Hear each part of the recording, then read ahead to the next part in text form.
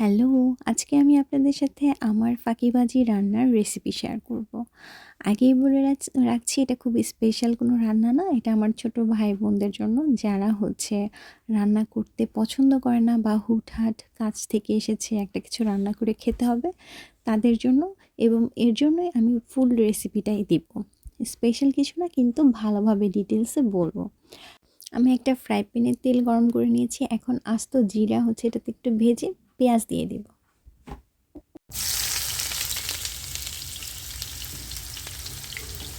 এখন পেঁয়াজটা একটু নাড়াচাড়া করে আমি এখানে একটা এলাচি, একটা দারচিনি আর একটা লবঙ্গ দিয়ে দিয়েছি। কারো যদি এই গরম মশলার ঘ্রাণে সমস্যা থাকে এটা অ্যাভয়েড করতে পারেন, কোনো সমস্যা নেই। এরপর আমি আধা চা চামচের মতো আদা দিয়ে দিয়েছি, আদা রসুনের পেস্ট আর কি। আর একটু পানি দিয়ে দিয়েছি কারণ পেঁয়াজটা তাহলে পুড়ে যাচ্ছিল। এখন দিয়ে দিচ্ছি একটা তেজপাতা আর হলুদ, মরিচ, ধনিয়া, জিরা সব মশলা একটু একটু করে আর কি, আধা চামচের মতো করে, অল্প অল্প করেই, খুব বেশি দরকার নেই। এখন দিয়ে দিচ্ছি লবণ। লবণ না দিলে কিন্তু সব কিছুই বৃথা। হ্যাঁ, এখন মশলাটা কষানো শেষ। দিয়ে দিব কাঁচামরিচ। এটাকে জাস্ট আমি মাঝখান থেকে ফাটিয়ে নিয়েছি। আর আলু। আলুটা কুচি কুচি করে নিয়েছি, তবে আলু ভাজির সাইজেও না, আবার ফ্রেঞ্চ ফ্রাইয়ের সাইজেও না, মানে দুইটার মাঝামাঝি সাইজে। এখন আলুটাকে একটু নাড়াচাড়া দিয়ে ঢাকনা দিয়ে ঢেকে দিব। আলু থেকে যদি একটু পানি বের হয় সেটাকে আবারও নাড়াচাড়া করে একটু কষানো হবে আর কি। তারপর আবার এটাতে পানি দিয়ে দেব।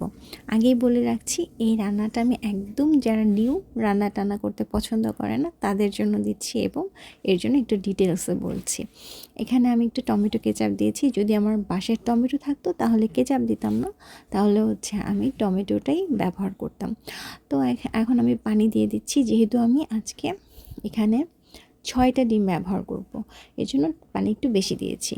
সো যারা একটু 2টা বা 3টা ডিম দিয়ে করবে তারা পানি একটু কম দিলেই হবে। এই যে এখন ডিমগুলোকে আমি একটা একটা করে ফাটাবো, আর একটা একটা করে সাইড করে বসিয়ে দিব একদম আস্তে করে। এটা কিন্তু আগে থেকে ফাটিয়ে প্যানে রাখলেও হবে না আর কি।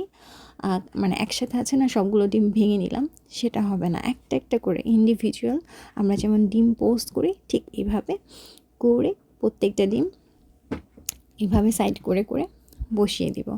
মানে ডিম সিদ্ধ করা, তারপর ডিমের খোসা ছাড়ানো, তারপর ডিমটা ভাজা, তারপর ভুনা, এটা একটা মানে সময়ের ব্যাপার।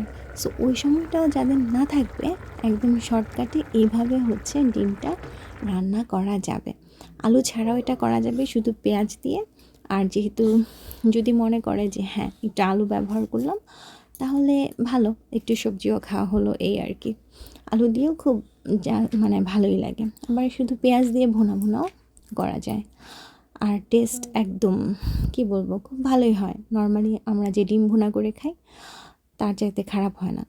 তো এখন আমার ফ্রোজেন করা কেটে রাখা ধনেপাতা একটু দিয়ে দিচ্ছি। আর এই যে মাখা মাখা হয়ে গেছে, এখন ফ্রাইড জিরা, মানে আমার ভেজে রাখা জিরা গুঁড়ো, ওইটা আমি একটু দিয়ে দিব।